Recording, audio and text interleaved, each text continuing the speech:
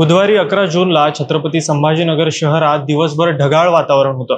दुपारी हवेचा वेग 4 किलोमीटर प्रति तास इतका कमी होता। मात्र संध्याकाळी 6:30 वाजल्यानंतर मोठे वादळ उठलं। सायंकाळी 6:45 ते 7:30च्या दरम्यान ताशी 30 ते 80 किलोमीटर एवढ्या वेगाने वादळी वारे वाहिले। या 45 मिनिटात निसर्गाचा अक्षरशः तांडव सुरू होता।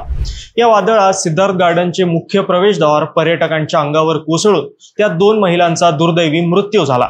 संध्याकाळी याच भीषण वादळाच्या कचाट्यात इंडिगोचे दिल्ली ते छत्रपती संभाजीनगर विमान सापडले। विमान शहराच्या हवाई क्षेत्रात दाखल झाल्यानंतर जोरदार वारे आणि वादळाने विमानाला हादरे द्यायला सुरुवात केली। विमानाने कधी डाव्या तर कधी उजव्या बाजूने हेलकावे घेतले।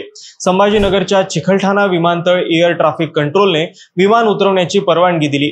2 वेळेस विमान उतरवण्याचा प्रयत्नही झाला, पण विमान जालन्याच्या दिशेने भरकटले।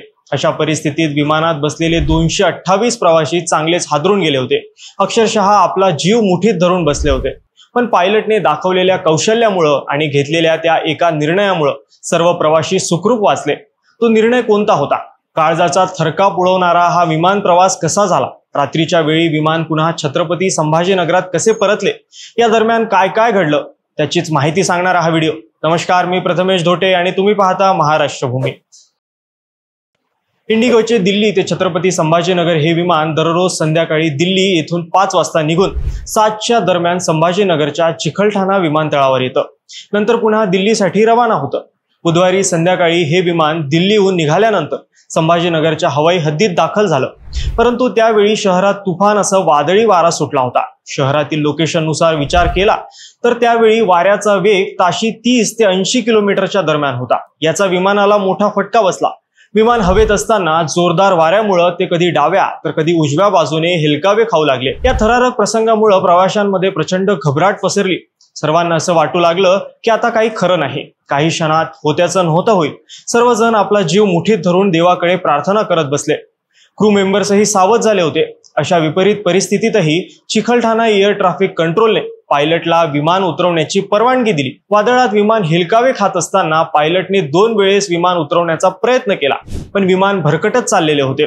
विमान सुरक्षितपणे लँड होणार नाही, काहीतरी मोठी दुर्घटना घडू शकते अशी जाणीव पायलटला झाली आणि नंतर मात्र त्यांनी विमान गिरट्या घालत असतानाही अत्यंत शांत परिस्थितीत हाताळली। प्रसंगावधान दाखवत आपलं संपूर्ण कौशल्य पणाला लावलं। चिखलठाणा विमानतळावर विमान लँड न करता इतर ठिकाणी विमान उतरवण्याचा निर्णय घेतला।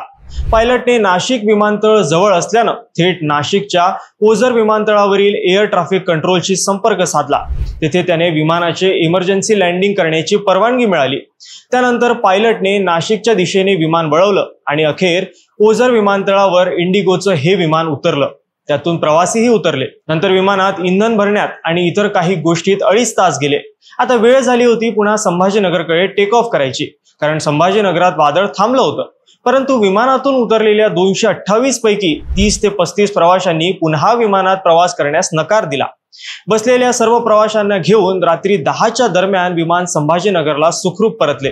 जे 30 ते 35 जण विमानात बसून आले नव्हते त्यांनी नाशिक येथून खासगी वाहने पकडली आणि समृद्धी महामार्गाने छत्रपती संभाजीनगरात आले। वाऱ्याचा वेग जास्त असतानाही चिखलठाणा एटीसीने विमान उतरवण्याची परवानगी का दिली यावरून आता वेगवेगळ्या चर्चा होताना बघायला मिळतात। नियमानुसार ताशी 26 ते 28 किलोमीटर एवढा हवेचा वेग असल्यास एअर ट्रॅफिक कंट्रोलर विमानास लँडिंग परवानगी देत नाहीत।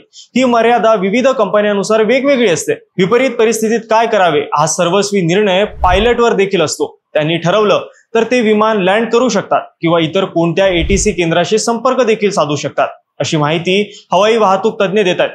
तर चिखलठाणा विमानतळाचे संचालक शरद येवले यांनी सांगितलं की विमान लँड करण्याची जोखीम घेऊ नये असं पायलटला वाटलं असेल। एटीसीने परवानगी दिली तरी पायलटला वाटलं की ही मोठी रिस्क आहे, त्यामुळे त्यांनी प्रसंगावधानानुसार आपला योग्य निर्णय घेतला। तसा निर्णय ते अशा परिस्थितीत घेऊ शकतात। याच दरम्यान या घटनेनंतर प्रवाशांकडून आणि सर्वच नागरिकांकडून विमानातील पायलटचे कौतुक केलं जातंय।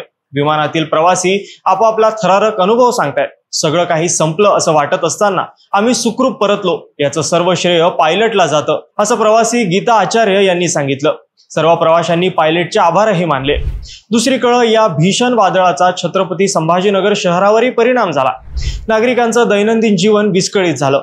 जोरदार वारा पाऊस आणि विजांचा कळकळाट यामुळे अनेक ठिकाणी वीज पुरवठा खंडित झाला। रस्त्यावर खळबळ उडाली। हलक्या वस्तू वादळी वाऱ्याने आकाशात उडाल्या।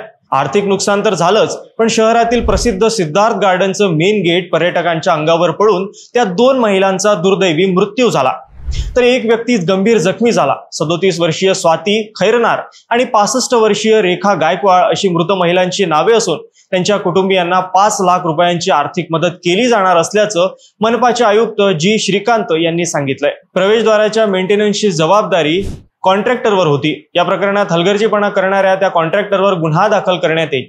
याबाबत चौकशी समिती देखील नेमण्यात येईल, अशी माहिती जी श्रीकांत यांनी दिली। दरम्यान या घटनेवरील तुमच्या प्रतिक्रिया आम्हाला कमेंट्सच्या माध्यमातून नक्की कळवा। धन्यवाद।